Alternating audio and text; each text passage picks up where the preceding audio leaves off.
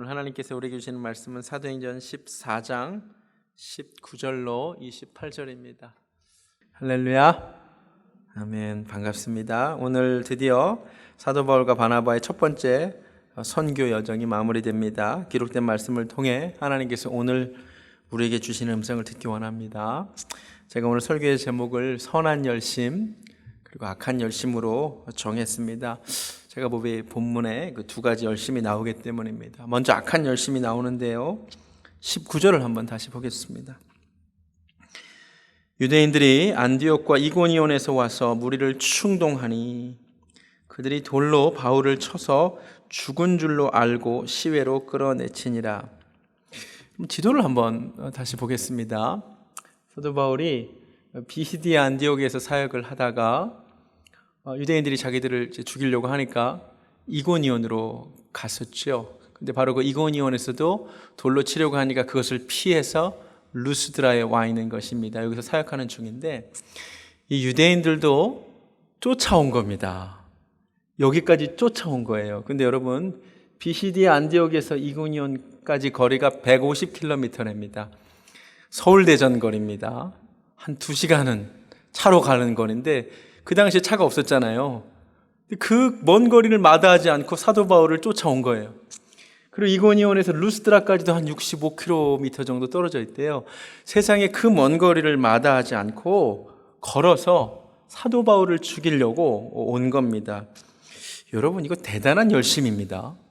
자기 생업들이 있습니다. 근데 자기 생업도 팽개치고 그 먼 거리를 시간, 물질, 에너지 들여가지고 왔다는 건 엄청난 열심입니다. 근데 와서 뭐 하느냐? 사람을 돌로 치는 거예요. 여러분 한번 상상을 해보세요. 여러분, 누군가를 죽이기 위해 돌을 든다는 게 그렇게 쉬운 일이 아닙니다. 그 사람에게 돌을 던지는 게 상당히 어려운 일이에요. 여러분, 사람에게 돌 던지는 게 쉬운 일이 아닙니다. 그것도 그 사람을 죽이려고까지 던지는 일은 결코 쉽지 않습니다. 그런데 그걸 해요. 어마어마한 열심이요, 어마어마한 열정입니다. 그런데 슬픈 것은 이것은 악한 열심이죠. 악한 열정이죠. 더 슬픈 것은 이들이 유대인이잖아요. 이렇게 사도 바울이 거의 죽인 줄도 알고 돌로 치고 나서 돌아가서 뭐 했을까요? 회당에 가서 안식일에 예배드렸겠죠. 그러니까 성경을 보면 하나님이 내가 너희 절기들을 미워한다고, 너희 성회를 기뻐하지 않는다고, 그러니까 성회와 함께 악을 행하는 걸 내가 견딜 수 없다고 말씀하신 이유가 바로 여기에 있죠. 근데 오늘 본문에 악한 열심만 있지 않고 선한 열심도 있어요. 20절을 보니까 제자들이 둘러섰을 때에 사도 바울이 죽은 줄 알고 제자들이 둘러보다가 바울이 일어나는 거예요. 이것도 놀라운데 더 놀라운 것은 그 성에 들어갔다가 이튿날, 여기서 중요한 건 이튿날이에요. 바로 그 다음 날 바나바와 함께 더베로 가서 복음을 또 전한다는 거예요. 여러분 한번 상상해 보세요. 돌에 맞아서 거의 죽기 직전이었어요. 여러분 누군가에게 돌을 맞아본 적 있으세요? 우리 돌 맞은 사람 한 명도 없잖아요. 혹시 주먹으로 맞아본 사람 있으세요? 전 있어요. 제가 얘기했는데 저를 되게 불쌍히 보시더라고요. 고등학교 1학년 때 저 남자고등학교 나왔습니다. 배명고등학교. 여름에 한국은 또 방학인데 학교를 가요. 보충 수업. 너무 가기 싫은데 그때가 또 1994년도였는데 김일성 죽은 해예요. 여름이 굉장히 더웠던 데 가기 싫은데 학교를 갔어요. 그래서 이제 쉬는 시간에 10분밖에 안 되잖아요. 그래서 매점을 서둘러 다녀와야겠는데 그래서 가는데 제가 이렇게 누구를 쳤나 봐요. 근데 뭐 워낙 사람 많으니까 그냥 가는데 뭔가 뒤에서 이상한 기운이 느껴져요. 돌아봤더니 명찰을 보니까 3학년 선배야. 3학년 선배가 날라차기를 하더니 가슴을 치고 주먹으로 제 얼굴을 가격을 하는 거예요. 그때 맞은 게 지금까지 억울해요. 그 되게 기분 나쁘더라고요. 근데 가만히 봤더니 덩치가 별로 안 커요.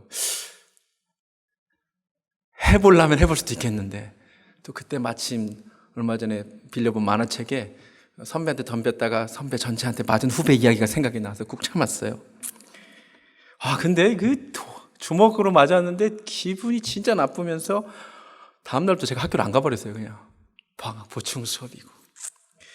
저희가 그때 한 대 맞은 걸 지금까지 기억하잖아요. 사도 바울은 돌에 죽을 때까지 맞았으니 이걸 어떻게 기억하지 않겠어요? 그래서 고린도후서 11장에서 자신의 고난 목록을 이렇게 쭉 남기면서 한 번 내가 돌로 맞은 적이 있다. 이게 이야기를 앞으로 읽으시면 루스드라에서 돌 맞은 이야기구나. 근데 여러분 맞아 죽을 뻔했어요. 눈에 맞았으면 눈이 부었을 거고, 코에 맞았으면 코가 부러졌을 거고, 허리에 맞았겠죠. 허리가 아팠을 거고, 머리에 맞아서 뇌진탕기가 있었을 수도 있고, 피 범벅됐겠죠. 바리새인 중에 바리새인이고, 로마 시민권자고, 가말리엘 문화에서 공부했던 엘리트고, 세상에 남부럴 것 없이 출세했던 이 젊은이가 지금 예수 믿고 복음 전하다가 땅에 피 흘려 피범벅되어 누워있을 때 무슨 생각을 했을까요? 내가 이 일을 괜히 하고 있나? 내가 다메섹에서 만난 예수는 헛것이었을까? 이런 생각도 했을 법도 한데, 더 놀라운 것은 무엇이냐면 다른 날도 아니고 바로 이튿날, 여러분 교통사고를 당해도요 당일보다 다음 날이 더 아파요. 그런데 사도 바울이 다음 날 일어나서 복음을 전하러 더베로 갔대요. 한 30km 떨어진 곳으로. 여러분 어마어마한 열심 아닙니까? 어마어마한 열정입니다. 어마어마한 선한 열심이죠.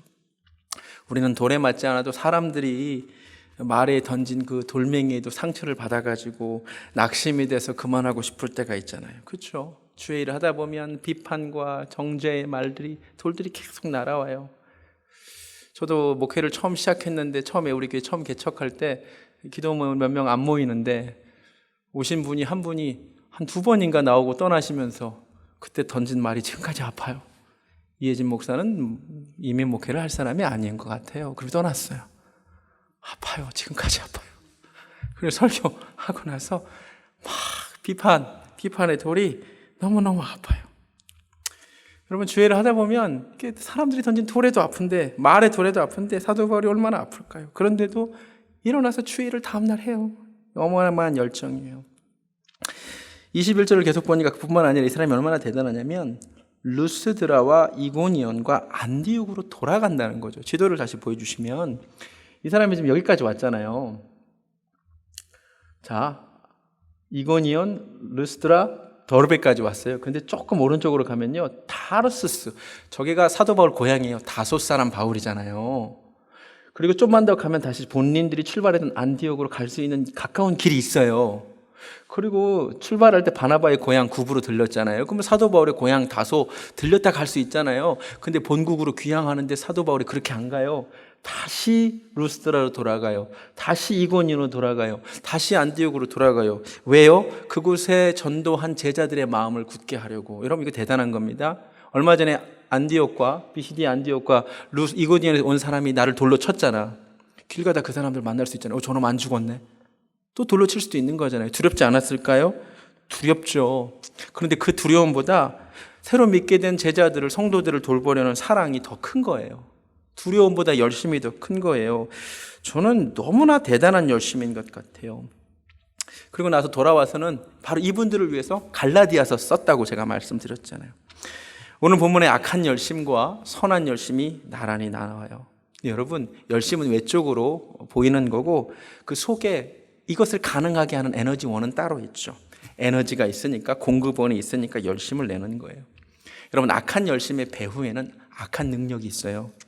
선한 열심의 배후에는 선한 능력이 있으니까 이 일이 가능한 거예요. 유대인들의 악한 열심의 배후에 사탄이 있어요. 악한 능력이 있어요. 그러니까 그렇게 하는 거예요. 사도 바울과 바나바의 선한 열심과 열정 뒤에는 선한 능력이 있어요. 성령이 계셨던 거죠. 할렐루야. 그래서 사도 바울이 고백하죠. 내게 능력 주시는 자 안에서 내가 이 일을 감당할 수 있었다. 사도 바울이 정신력이 강해서 체력이 좋아서 일을 했던 게 아니에요. 그에게 하나님이 능력을 주셨기 때문이죠. 사실 오늘 본문에서 20절에 바울이 일어났다라는 단어가 헬라 언어에는 아나스타시스라고 나오는데, 이 단어는 죽은 사람이 다시 일어나는, 부활할 때 쓰는 단어래요. 그러니까 정말 거의 죽은 것처럼 다름없었던 사도 바울을 하나님이 그를 일으켜 세워주셨고 그를 일을 감당하게 했다는 거죠. 여러분, 이제 오늘 나의 열심을 한번 돌아봤으면 좋겠어요. 우리는 악한 열심으로 세상을 살지는 않아요. 그렇죠? 누구를 죽이려는 악한 열심으로 세상을 살지는 않습니다. 그러나 그렇다고 우리가 주를 위한, 사도 바울처럼 주를 위한 열심으로 살고 있는 것 같지도 않아요. 대부분 열심히 살기는 사는데 우리의 열심은 다 무엇을 위한 열심이냐면 나를 위한 열심이죠. 그렇죠? 솔직히 여러분 왜 아침에 일찍 일어나세요? 왜 그렇게 열심히 일하세요? 왜 공부하고 왜 운동도 하고 왜 자기 개발도 그렇게 열심히 하세요? 궁극적으로 무엇을 위해서요? 나를 위한 열심이죠. 나를 위한 열심. 그런데 여러분 그거 아세요? 하나님이 우리 그리스도인들에게 기대하는 것은 나를 위한 열심이 아니에요. 오히려 나를 위한 삶은, 나만을 위한 삶은 악하다고 얘기해요. 여러분 디도서 2장 14절에 하나님 뭐라고 말씀하셨냐면 그가 우리를 대신하여 자신을 주심은 우리로 선한 일을 열심히 하는 자기 백성이 되게 하려 하심이래요. 할렐루야. 할렐루야. 여러분 하나님이 우리를 구원하심은 나만을 위한 열심 있는 삶이 아니라 주를 위한 선한 열심의 삶을 살기를 원하시기 때문입니다. 그런데 아까도 말씀드렸지만 선한 열심이 능력 없이 가능하지 않아요. 여러분 우리에게 선한 열심을 하고 싶은 마음이 있어요. 여러분 아침에 일찍 일어나서 하나님께 나와서 기도로 하루를 시작하는 그 마음이 우리에게 있죠? 그 마음도 없어요. 있죠. 그러나 마음은 원이로되 육신이 약하잖아요. 나에게 선한 열심을 하려는 마음은 있는데 이 열심을 가능하게 하는 능력이 내게 없는 거예요. 여러분 같은 교회를 다니지만 마음에 안 들고 다퉜고 용서하기 싫은 그 사람이 있어요. 용서해야 된다는 걸 알아요. 그런데 왜 못하냐면 내게 그럴 능력이 없는 거야. 선한 능력이 내게 없는 거예요. 내가 사람을 하나 되게 만들고 싶고 정말 내 남편, 내 아내도 정말 사랑하고 정말 세워주고 싶은데 그 열심이 안 돼. 왜 안 돼요? 내게 그럴 능력이 없기 때문이에요. 그러니까 우리가 구해야 될 것은 선한 열심 이전에 선한 능력인 줄로 믿습니다.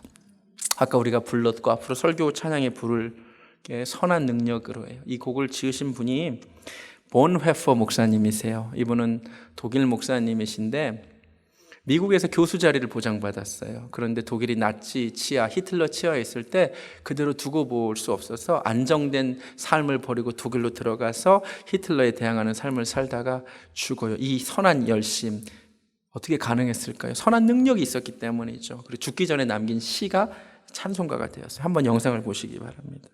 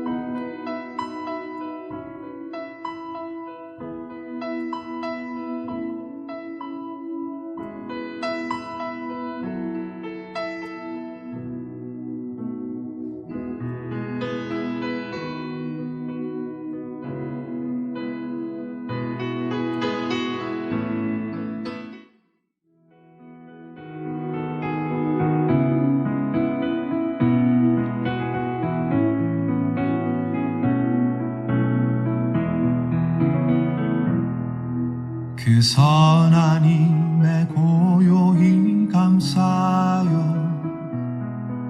그 놀라운 평화를 누리며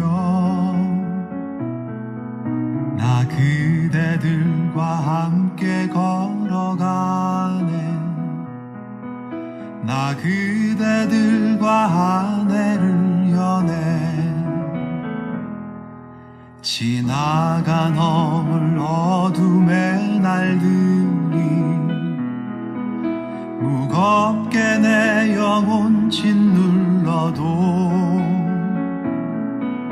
오 주여 우릴 하시고 약속의 구원을 이루소서. 그 선한 힘이 우릴 감싸시니 믿음으로 일어날 일 기대하네. 주 언제나 우리와 함께 계셔.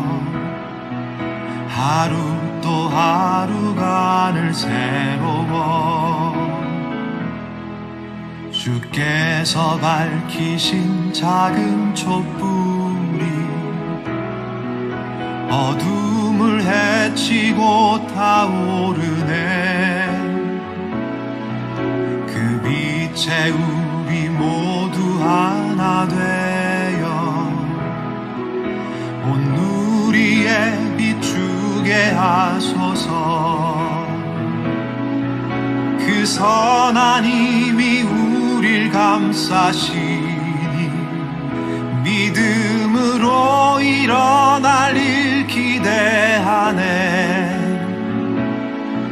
주 언제나 우리와 함께 계셔. 하루 또 하루간을 새로워. 이 고요함이 깊이 번져갈 때 저 가슴 벅찬 노래 들리네. 다시 하나가 되게 이끄소서. 당신의 빛이 빛나는 이 밤. 그 선한 힘이 우릴 감싸시니 믿음으로 일어날 일 기대하네. 주 언제나 우리와 함께 계셔. 하루 또 하루간을 새로워. 아멘. 선한 능력이 있을 때 우리에게 주를 위한 선한 열심도 가능할 줄로 믿습니다. 오늘 예배를 통하여 선한 능력을 구하시기 바랍니다. 본문으로 돌아와서 사도 바울이 제자들에게 뭐라고 말하냐면 22절에 믿음에 머물러 있으라 권하고 또 우리가 하나님의 나라에 들어가려면 많은 환난을 겪어야 할 것이라 말합니다. 초신자들이죠. 믿은 지 얼마 안 된 사람들입니다. 오늘날 우리가 초신자들에게 전혀 하지 않는 이야기입니다. 우리는 보통 이렇게 얘기합니다. 예수를 믿으면 복 받는다고. 이 말이 틀린 말은 아닙니다. 그러나 그 복이 사람들이 기대하는 복은 아니잖아요. 영원한 복이잖아요. 바울과 바나바는 오늘 진실을 알려줍니다. 사실 우리에게 영원한 복도 있지만 환난이 기다리고 있다는 것을. 여러분, 그리스도인이 되면 환난이 기다리고 있습니다. 아멘. 네, 이게 진실입니다. 예수님은 한 번도 그리스도인이 되면 고난을 피한다고 말씀하지 않으셨습니다. 오히려 이렇게 말씀하셨죠. 요한복음 16장 33절에 세상에서는 너희가 환난을 당하나 담대하라, 내가 세상을 이기었노라. 여러분, 예수 믿는 자에게 고난은 반드시 임하게 되어 있답니다. 사도 바울도 빌립보서 1장 29절에서 말합니다. 너에게 은혜를 주신 것은 그를 위하여 고난을 받게 하려 하심이라. 충격이죠. 데살로니가후서 1장 5절에도 그 나라를 위하여 너희가 또한 고난을 받는다 그랬고요. 디모데후서 3장 12절에 무릇 그리스도 예수 안에서 경건하게 살고자 하는 자는 핍박을 받는다고 했습니다. 고난을 피할 수가 없습니다. 궁금합니다. 아니, 예수 믿는 우리에게 왜 고난을 하나님 주시느냐? 왜 환난을 통계하게 하시느냐? 오늘 본문에 환난, 많은 환난을 겪어야 할 것이라, 이것이 헬라어 언어로 플립시스라고 되어 있는데, 이 플립시스의 원래 뜻이 뭐냐면 알곡에서 결을 분리시키는 탈곡기의 뜻이랍니다. 근데 이게 환난이래요. 이걸 알고 나면 하나님께서 왜 우리에게 환난을 허락하신지를 분명히 알 수 있습니다. 반드시 우리가 환난을 통과해야지만 나를 둘러싸고 있는 이 거짓과 허위의 껍데기들이 벗겨질 수 있다는 거죠. 고난을 통해서만 나를 둘러싸고 있는 거짓된 것들이, 헛된 교만, 자랑, 이런 것들이, 불순물들이 벗겨질 수 있다는 거죠. 여러분, 이건 비밀입니다. 비밀. 여러분, 코로나 시국에 제가 여러 성도님들을 신방합니다. 가슴 아픈 사연들이 많이 있습니다. 실직하신 분도 있습니다.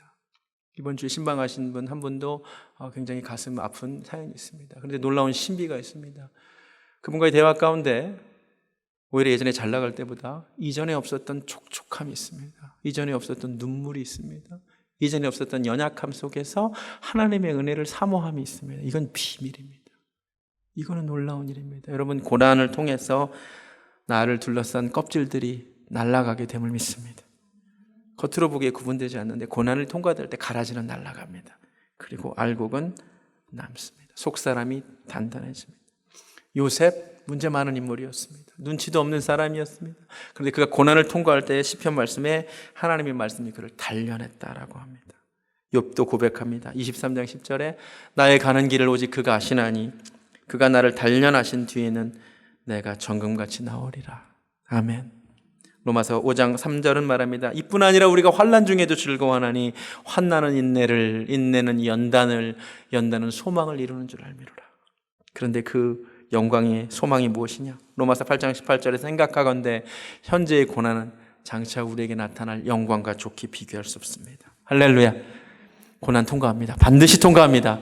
그러나 그 고난 뒤에 비교할 수 없는 영광이 있는 줄로 믿습니다. 그리고 우리가 잊지 말아야 될 것, 이 고난 가운데 주님은 고난을 피하게 해준다고 약속하신 적은 없어요. 반드시 고난을 받는데 고난 가운데 주님이 함께 하신답니다.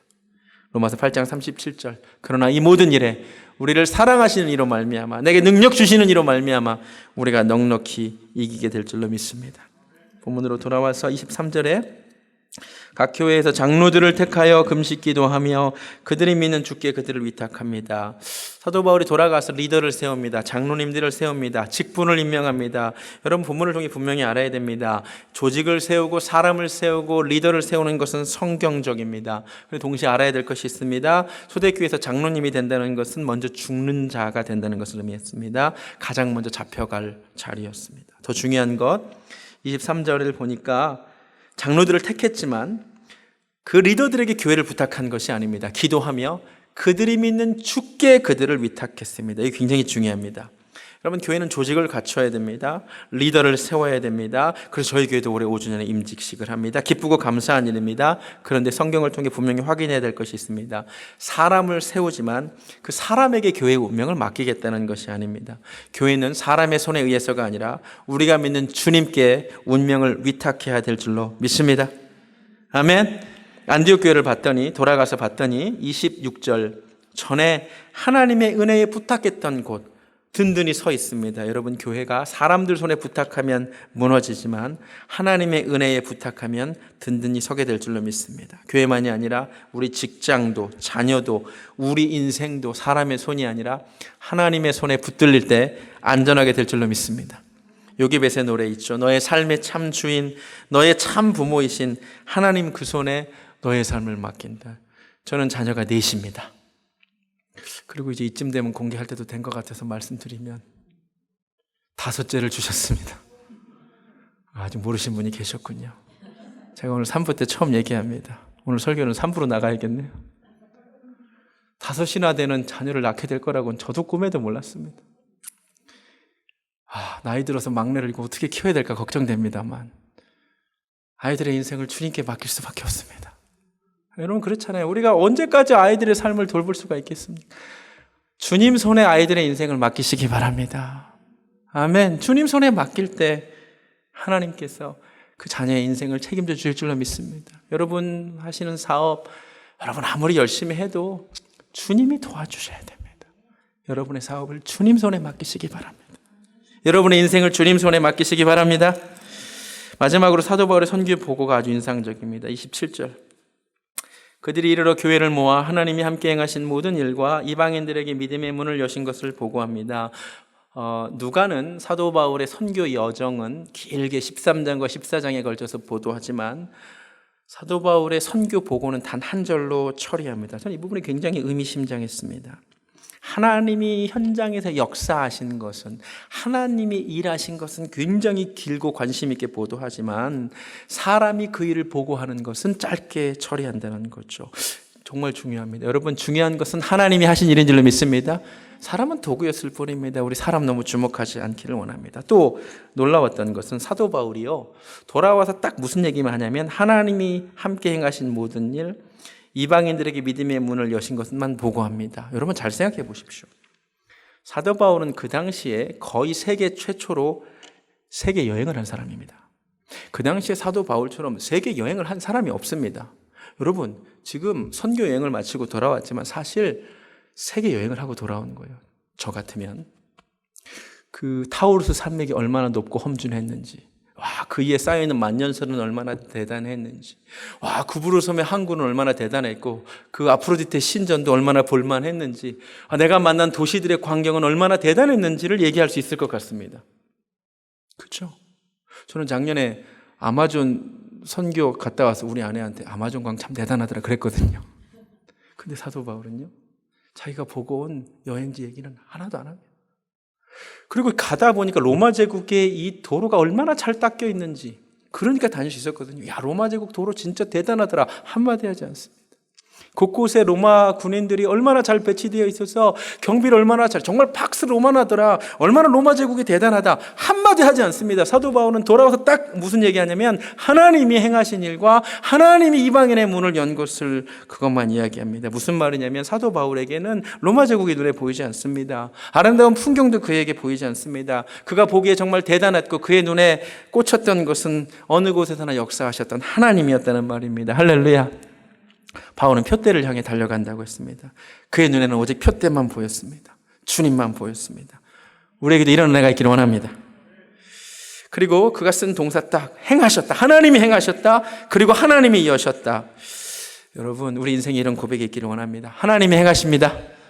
여러분 우리 교회가 올해 5주년입니다. 지난 5년간 정말 아까 그 어떤 분의 평가대로 저는 이민 목회를 하는데 정말 적합하지 않는 인물입니다.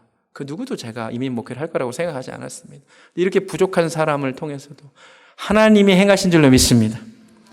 여러분 하나님께서 문을 여시는 줄로 믿습니다. 여러분 인생에 고백하십시오. 사탄은 이렇게 고백하게 합니다. 너 대단하다.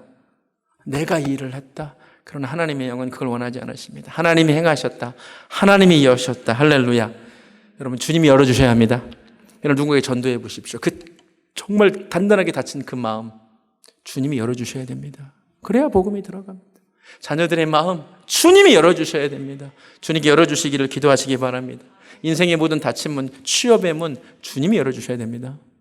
결혼의 문 주님이 열어주셔야 됩니다. 출산의 문 주님이 열어주셔야 됨을 믿습니다.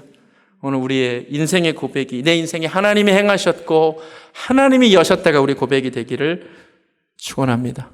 말씀을 마칩니다. 오늘 본문에 악한 열심과 선한 열심이 나옵니다.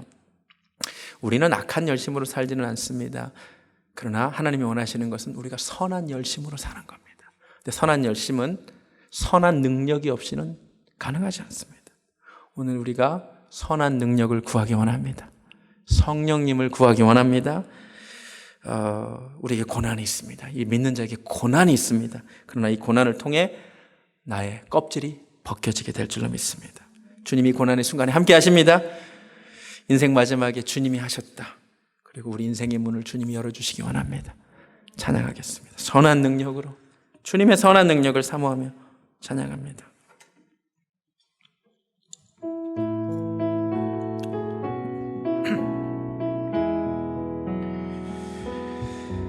주 선한 능력으로 하느시네 그 크신 발로 날 붙드시네 절망 속에도 흔들리지 않 사랑하는 주님의 얼굴 구합니다. 사랑하는 주 얼굴 구하니 선한 능력으로 일어납니다. 선한 능력으로 일어서리 주만 의지하리 믿음으로 우리 고대한에 주 오실 그날 영광의 새날을 맞이하리 전에 괴로운 날 애워싸고 고난의 길이 있습니다. 고난의 길을 걷는다 해도 주님께 모두 맡긴 우리 영혼 끝내 승리의 날을 맞이 선한 능력을 사모합니다. 선한 능력으로 일어서리 주만 의지하리 믿음으로 우리 고대한에 주 오실 그날 영광의 새 날을 맞이하리 주님이 마신 고난의 쓴 잔을 주님이 마신 고난의 쓴 잔 우리도 감사하며 받습니다. 우리도 감사하며 받으리 주님의 남은 고난 채워가 예수와 복음 위에 살리다. 예수와 복음 위에 살리다 아멘. 선한 능력으로 선한 능력으로 일어서리 주만 의지하리 믿음으로 우리 고대한에 주 오실 그날 영광의 새 날을 맞이 우리 일어나서 찬양합니다. 선한 능력으로 일어서리 선한 능력으로 일어서리 주만 의지하리 믿음으로 아멘 우리 고대한에 주 오실 날 영광의 새 날을 맞이하리 우리 다 눈을 감습니다. 우리가 주를 위해 살고 싶습니다. 선한 일을 하면서 세상의 빛과 소금으로 살고 싶은 마음이 분명히 있습니다. 그러나 그렇게 살 수 없는 이유는 내 속에 그런 능력이 없기 때문입니다. 그래서 이 시간 선한 능력을 구합니다. 내가 그 사람을 용서해야 되는 것을 알고, 내가 그 사람을 덮어줘야 되는 것도 알고, 그 사람과의 만남을 회복해야 되는 것도 알지만 내가 먼저 손 내밀지 못하는 이유는 내게 용서의 능력이 없기 때문입니다. 선한 능력이 없기 때문입니다. 내 옆에 아내와 남편을 사랑해야 함을 알고 사랑으로 주의 자녀들을 영육해야 됨을 알면서도 내게 그런 선한 능력이 없어서 그렇게 살 수 없음을 하나님 아십니다. 우리 이 시간 하나님께 나를 불쌍히 여겨 주시라고 선한 능력을 이 시간 부어주시라고 주님의 능력을 우리에게 허락하여 주시라고 우리 이 시간 사모하는 마음으로 가난한 마음으로 주의 이름 한번 간절히 부르고 기도하며 나아가겠습니다. 하나님 정말로 주님을 위해 살아보고 싶습니다. 내가 정말 주의 자녀답게 살고 싶은데 마음의 소원은 있으나 육신이 약하고 내게 그럴 힘이 없습니다. 주님 선한 능력을 구합니다. 성령님을 구합니다. 주의 영이 나를 도와주셔야 내가 그 사람을 용서할 수 있겠습니다. 성령님 도와주셔야 내가 그 사람을 품을 수 있겠습니다. 하나님 우리 교회에 선한 능력을 허락하여 주시옵소서. 이제는 내게 선한 능력을 주시는 우리 주 예수 그리스도의 은혜와 하나님 아버지의 극진하신 사랑과 성령님의 역사하심 나의 무력함과 연약함을 내려놓고 주의 선한 능력을 사모하는 사랑하는 베들교회 성도님들 머리 위에 지금부터 영원까지 함께 하시기를 간절히 축원하옵나이다. 아멘.